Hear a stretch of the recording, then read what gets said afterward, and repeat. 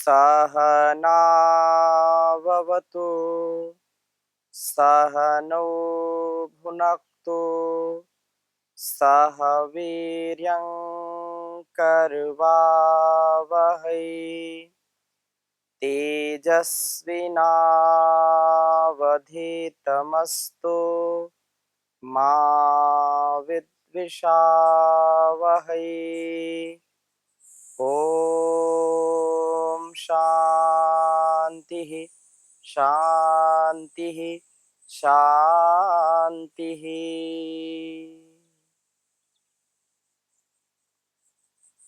वेदोक्त वाणी व्यवहार के इस कार्यक्रम में, इस सत्संग में आप सभी सुधी दर्शकों का, श्रोताओं का हृदय की गहराइयों से हार्दिक स्वागत है, अभिनंदन है।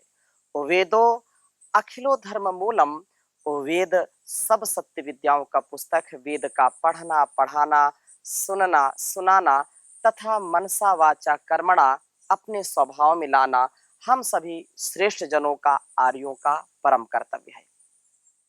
कल्याणी वेदवाणी का हम स्वाध्याय कर रहे हैं। ऋग्वेद, यजुर्वेद के बाद हम अथर्ववेद के मंत्रों का स्वाध्याय कर रहे हैं। और हमारे जीवन में मधुरता हो, हमारी वाणी में मधुरता हो, हमारे व्यवहार में मधुरता हो। आज संसार की जो परिस्थितियां हैं, घर परिवार में, संसार में, बिजनेस व्यापार में, वाणी के व्यवहार से अनेक कष्ट मिलते हैं। अनेक स्थानों पर बहुत कष्ट दूसरों को होता, अपनों को भी होता है। इसलिए हमको अपने माधुर्य से इस सारी समष्टि को आप्लावित करना चाहिए, अभिषिक्त करना चाहिए, अभिसिंचित करना चाहिए, सुवासित, सुरभित और सुसंस्कारित करना चाहिए। बहुत ही सुंदर चर्चा चल रही है। अथर्ववेद के यहाँ पहले ही कांड में बहुत ही सुंदर चर्चा 34वें सूक्त में की गई है। और 34वें सूक्त के सभी मंत्र बहुत ही मधुरता से हमारा व्यवहार युक्त हो। कठोरता, बहुत ज्यादा शक्ति, बहुत ज्यादा शक्ति, कभी जुबान हो गई, कभी ज्यादा कठोर, कर्कश, अभद्र वाणी का प्रयोग, अकल्याणकारी वाणी का प्रयोग, ये अपने लिए भी अच्छा नहीं है और अपने संबंधों में हम जिनके साथ वाक व्यवहार करते हैं वो भी अच्छा नहीं है। इसलिए वेद का आदेश है, ये परम पिता परमेश्वर की वाणी है और वो साक्षात हमारे लिए उपदेश कर रहे हैं कि तुम्हारा जीवन मधुरता से युक्त होना चाहिए। पहला ही मंत्र बहुत सुंदर है। ओम इयं वीरुन् मधुजाता मधुना त्वा खनामसि मधोरधि प्रजातासि सानो मधुमत् स्क्रधी। इयं वीरुन् मधु जाता मधुना त्वा खनामसि मधोरधि प्रजातासि सानो मधुमत् स्क्रधी। आशय इस मंत्र का है कि इयम वीरुत, यह इक्षुदंड, इक्षुदंड मतलब गन्ना, जिसको गन्ना कहते हैं। और गन्ना मीठा उसका रस होता है, गुड़ बनाते हैं, शक्कर बनाते हैं, बड़ा प्रिय लगता है, सबको लगता है, मधुरता से युक्त तो होता है। तो गन्ने का पौधा मधु जाता, मधुम जातम यस्याम, माधुर्य के विकास वाला हुआ है।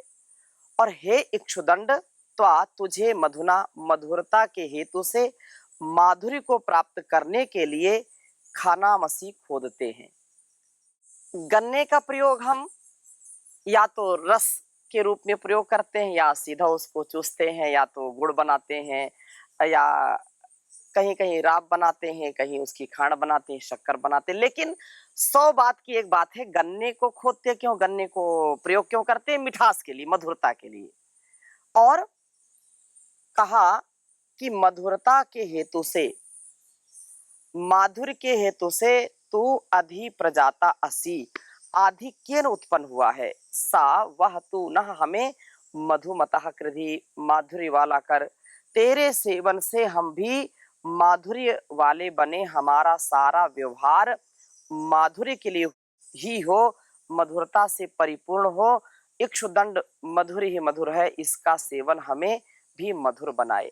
अब देखो ये एक प्रतीक के रूप में एक आदेश उपदेश संदेश हम सबके लिए है कि चाहे गन्ने को नीचे के भाग से लीजिए, चाहे उसके बीच के भाग से लीजिए, चाहे ऊपर के भाग से लीजिए, उसको रस बना करके पीजिए, उसको पका करके कुछ लोग उसका चावल बना करके खाते हैं, कुछ खीर बनाते हैं अलग से, कुछ गुड़ बनाते हैं, अलग अलग प्रकार से प्रयोग करते, लेकिन ऐसा एक भी उसका जो रस है उसमें कभी भी हमको ऐसा नहीं लगता कि ये जो है खटास इसमें है, कड़वाहट है, चरपराहट है, ऐसा कुछ नहीं।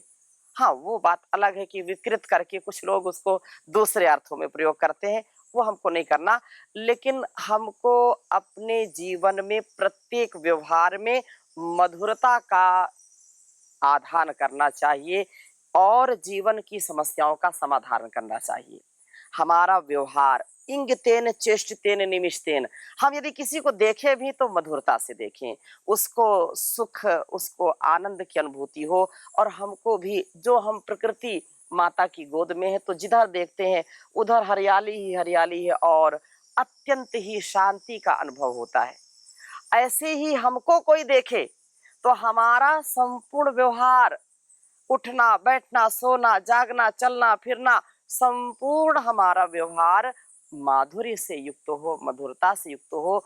ऐसा हमारा व्यक्तित्व, ऐसा हमारा व्यक्तित्व, नेतृत्व और हमारा संपूर्ण सामर्थ्य होना चाहिए। अपने कृतित्व, व्यक्तित्व, नेतृत्व को मधुरता से युक्त। हाँ, कभी अगर कहते हैं कि जब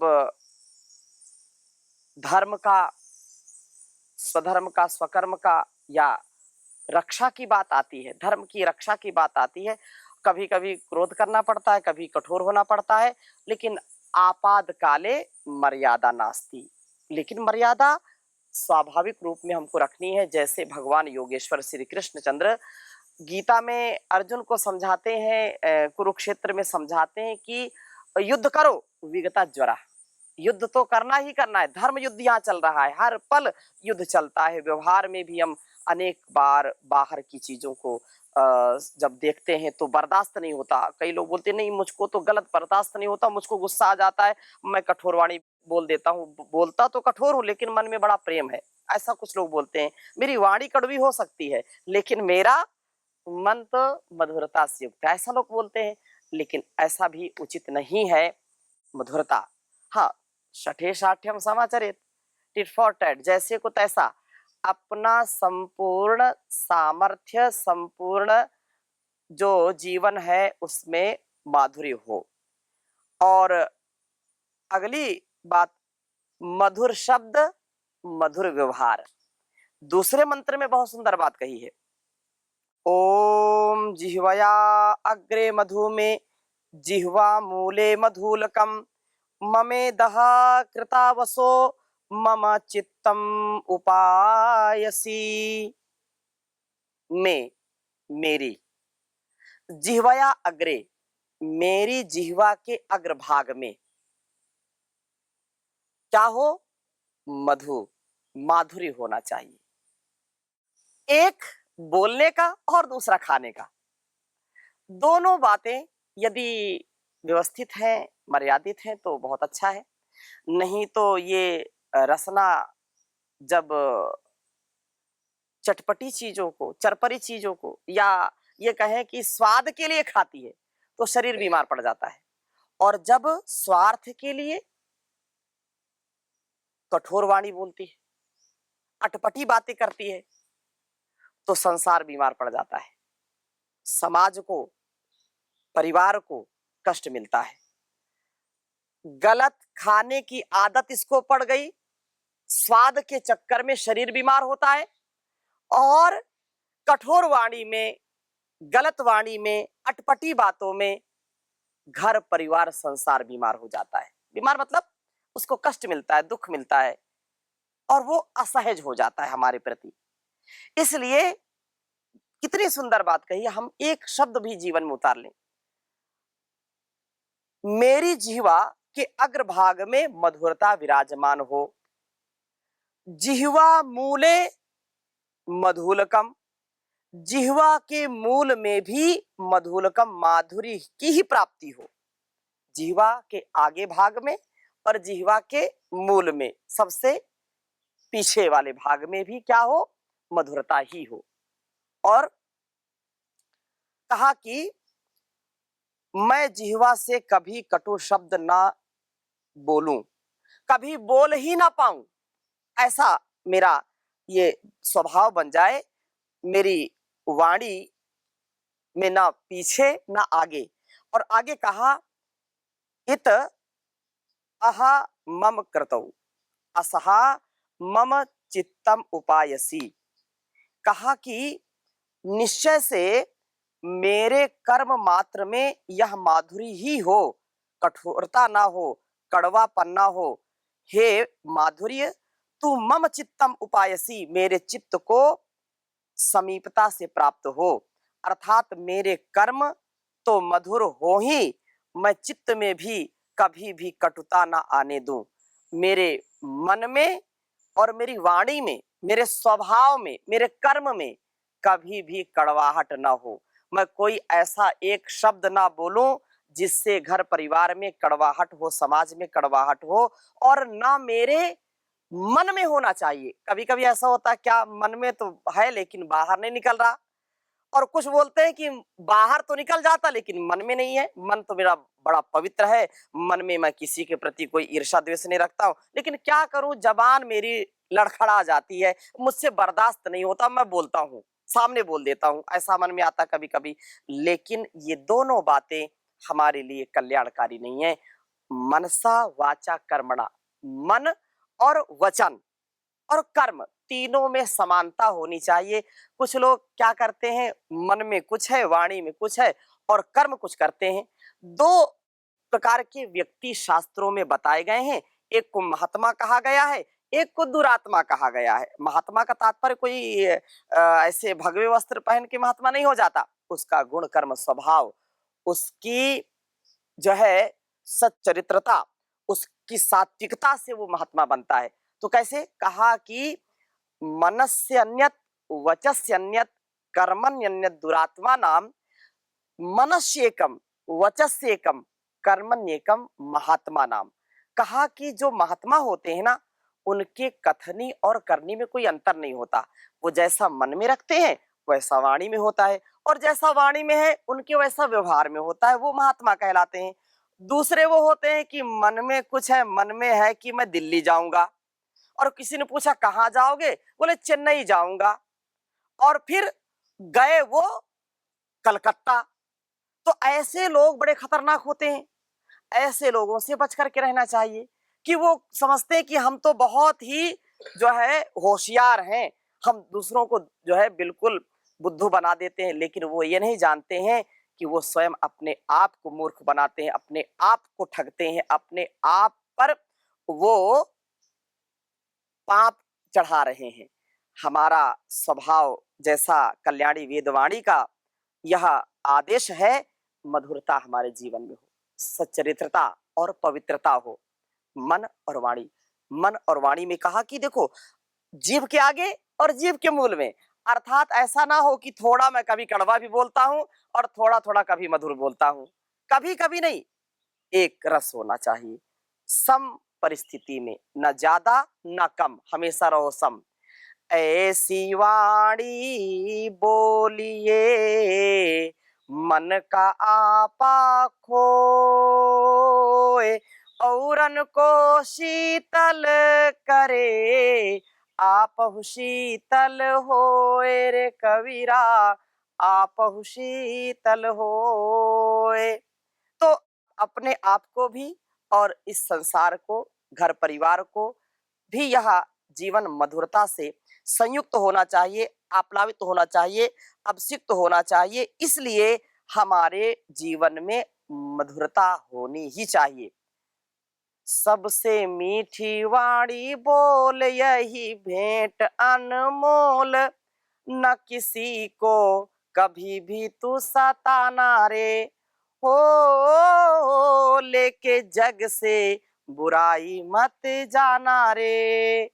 करना सेवा सत्कार, करना सबसे तू प्यार, लेके जग से बुराई मत जाना रे। ये संसार का नियम है, हम जो कमाई करेंगे वही लेकर के जाएंगे, इसलिए माधुर्य से युक्त होना चाहिए। और अगली बात क्या कही है, केवल इतना ही नहीं, मधुरता हमारे स्वभाव में हो, और मेरा आना और मेरा जाना भी मधुरता से युक्त होना चाहिए। क्या कहा तीसरे मंत्र में, ओम मधुमन में निष्क्रमणम मधुमन में परायणम वाचा वदामि मधुमत भूयासम मधु संदृशः। बड़ी सुंदर बात कही है, कहा कि मेरा निक्रमणम अर्थात नि माने निश्चयन, इन अंदर जाना, मेरा अंदर जाना अथवा समीप प्राप्त होना, किसी के मैं निकट जाऊं तो भी मधुरता से युक्त हो। मैं कहीं प्रवेश करूं तो मन में छल कपट ना हो, मन में द्वेष ना हो, ईर्षा अभिनिवेश ना हो, अविद्या अंधकार ना हो, परोपकार से युक्त होना चाहिए, सत्कार से, सेवा सत्कार परोपकार से युक्त जीवन होना चाहिए। तो कहा कि निश्चयन, नि माने अंदर, अंदर आना अथवा समीप प्राप्त होना मेरा मधुमत माधुर्य के लिए होना चाहिए, कठोरता और कड़वाहट के लिए नहीं होना चाहिए। और मैं मेरा परायणम बाहर अर्थात दूर, दूर पर भी जाना हो तो मधुमत माधुर्य वाला होना चाहिए। और वाचा, वाणी से मधुमत माधुर्य वाले शब्द ही वदामी बोलूं। देखो वाणी से क्या बोलूं, मधुरता के ही शब्द बोलूं, कभी भी कोई गलत अर्थ वाला, गलत शब्द वाला ना बोलूं। मेरा जीवन अत्यंत ही पवित्र हो, अत्यंत ही हमारा उद्धार करने वाला हो, इसलिए कहा कि मधुमत माधुर्य शब्द वाले हो।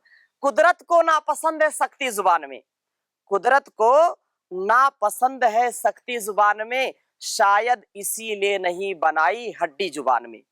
कितनी लचीली है, रसीली है ये रसना, तो अगर कठोर बोलना होता तो हड्डी बना देता, कठोरता अकड़न जकड़न रहती। लेकिन सारे शरीर में सबसे जो लचीली है, रसीली है, बहुत ही कोमल है, वो है हमारी रसना, हमारी वाणी, हमारी जिह्वा। तो इसमें कभी भी कठोरता के वचन नहीं बोलना चाहिए, कभी भी गलत शब्द नहीं बोलना चाहिए। वाचा वदामी मधुमत, मैं जो बोलूं वो मधुरता से युक्त होने चाहिए।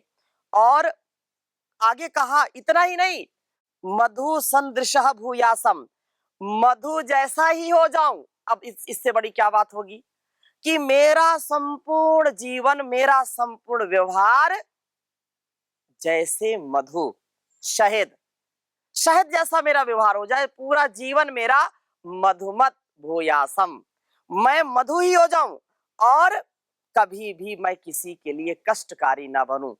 मेरी उपस्थिति से, मेरी वाणी व्यवहार से, मेरे दिव्य विचार से लोगों के जीवन में सुख शांति आनंद का आधान हो, उनके जीवन का समस्याओं का समाधान हो, ऐसा यह जीवन मेरा भगवान बना दे, ऐसी मुझको शक्ति दे, ऐसा मुझको सामर्थ्य दे कि मैं कभी किसी के लिए कष्टकारी ना बनूं, किसी के लिए कठोर ना बनूं, किसी के लिए लोग बोलते हैं ये बोलता है तो मिर्ची लग गई, आग लग गई, ऐसा नहीं होना चाहिए हमको कभी भी।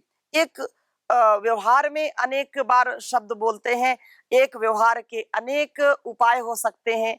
किसी बात को हम प्यार से भी बोल सकते हैं, स्नेह से बोल सकते हैं, किसी को डांट करके उसको बोल सकते हैं ऐसा करो, और बोले इसको ऐसा कर लीजिए। एक शब्द में एक तो बिल्कुल बीपी को हाई करने वाला है और उच्च रक्तचाप को बढ़ाने वाला है, टेंशन देने वाला है एक शब्द, और दूसरा शब्द यह है कि बिल्कुल नॉर्मल कर देता है, बिल्कुल मन में उत्साह उमंग का उन्नति का, उत्कर्ष का स्वभाव बना देता है एक शब्द। तो एक शब्द से कहा कि बात ही हाथी पाइए, बात ही हाथी पाओ, बात की ही करामात है। तो बात से ही हम संसार को जीत सकते हैं और बात से ही हमको कष्ट मिल सकता है, हमारे जीवन की भी बड़ी हानि हो सकती है। इसलिए कभी भी जीवन में दुख कष्ट नहीं आना चाहिए, इसके लिए मधुरता से युक्त होना चाहिए। यहाँ निक्रमणम व परायणम शब्द आने जाने को कहा है और व्यवहार मात्र के प्रतीक है। हमारा सारा व्यवहार मधुर हो, विशेषकर बोलने में तो मिठास हो ही, ठीक तो यही है कि हम सब जो है मीठे मीठे हो जाएं, कटु व्यवहार हमसे कभी हो ना, कटु व्यवहार से हम बचें और जो हमारा संपूर्ण व्यवहार मधु से युक्त हो, मधुरता से युक्त हो और जीवन और जगत के लिए हम प्रभु की शरण में हो, प्रभु हमारे जीवन का उद्धार करे और हम हर प्रकार से अपने जीवन को सुंदर व्यवस्थित बनाएं। ये सारा संसार ऐसा ही चले तो कभी भूल भटकाव से कभी यदि गलती हो भी जाए तो क्षमा मांगना। नहीं, कई लोग तो बड़े अहंकारी होते हैं, जो बात मैंने बोल दी वही पत्थर की लकीर है, मैं तो पीछे नहीं हटूंगा, कुछ भी हो जाए, प्रलय। अरे प्रलय क्या होगी, सब कुछ तो परम पिता परमेश्वर के हाथ में। लेकिन हम तो अपने व्यवहार को सुधारें, अपने वाणी को, अपने वचनों को, अपने कर्मों को सुधारें। ये हमारे व्यवहार में कठोरता नहीं होनी चाहिए, ये स्थूल व्यवहार है। मन में फिर सूक्ष्म व्यवहार चलता है और मन की शुद्धि से ही वाणी की शुद्धि है। नहीं तो लोग कितना भी जो है जीवन को शुद्ध करें, कितना भी लीपा पोती करें शरीर की सुंदरता से व्यक्ति के व्यक्तित्व की सुंदरता, व्यक्ति के संसार और व्यक्ति के श्रृंगार से, व्यक्ति के संपत्ति से कभी भी उसकी उन्नति नहीं होती है। उसके दिव्य गुणों से, उसकी मधुरता से, उसकी पवित्रता से, उसकी सच्चरित्रता से उसका उत्थान और उसका पतन होता है।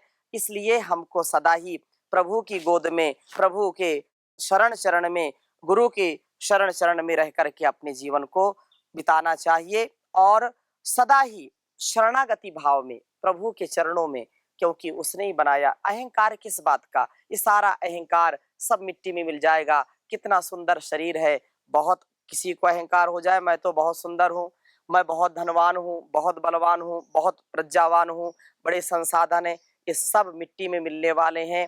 जब मृत्यु होती है लोग अपने देह को देखें, चिता में देख नहीं सकते और चिता की राख सबकी एक जैसी होती है, चाहे वो अरबपति हो, खरबपति हो, चाहे वो गोरा हो, काला हो, चाहे कितना सुंदर हो, कोई भी पहचान नहीं होगी जब शमशान में राख का ढेर बन जाता है व्यक्ति। किस बात का अहंकार। इसलिए प्रभु को, अपने आराध्य को अपने सम्मुख रख करके उसका ही गुणगान करें और रसना को, वासना को नियंत्रण में रखें।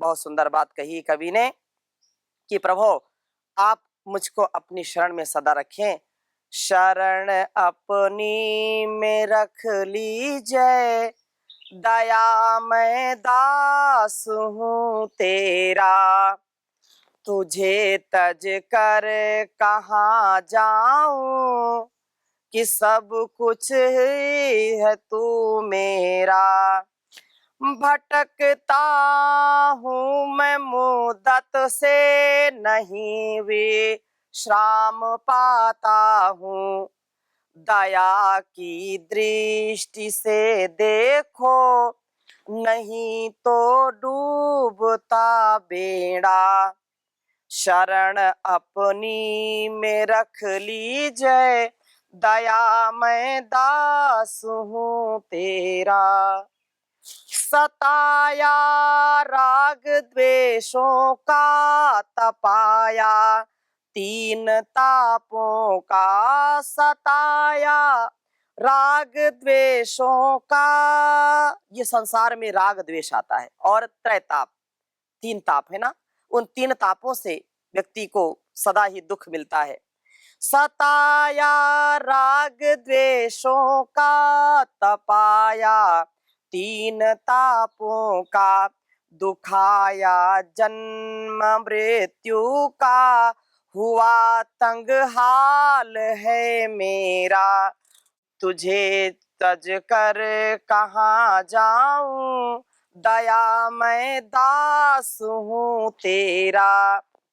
दुखों के मेटने वाले तुम्हारा नाम सुनकर मैं, दुखों को मेटने वाले तुम्हारा नाम सुनकर मैं, शरण में आ गिरा अब तो भरोसा नाथ तेरा है।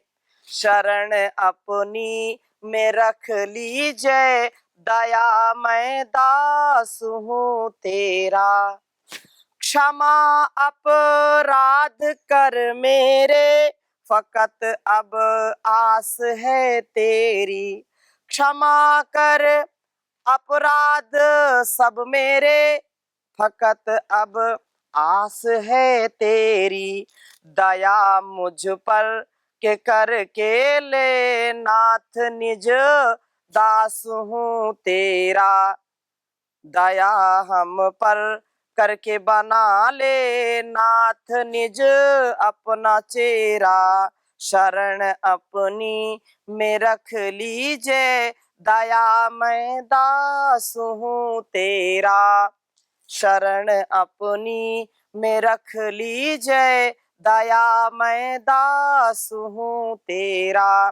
तुझे तज कर कहाँ जाऊं, तू ही है आसरा मेरा, तू ही है आसरा मेरा। तो हम अपने संपूर्ण कर्मों को प्रभु को सौंपते हुए प्रभु के अंग संग रहें। कभी भी निराशा, हताशा हमारे जीवन में नहीं होनी चाहिए और आनंद में रहें। यही इस स्वाध्याय का, इन मंत्रों का सार है। इसी से बेड़ा पार है, इसी से जीवन और जगत का सुधार है और हमारे संपूर्ण कर्मों का वो परमात्मा जो सदा जगदाधार है, सदाचार हमको सदा सिखाता पढ़ाता है, उसकी शरण में रहें। तो आज के इस स्वाध्याय को यहीं पर विराम देते हैं। शेष चर्चा अगली कक्षा में करेंगे। ओम शांति शांति शांति।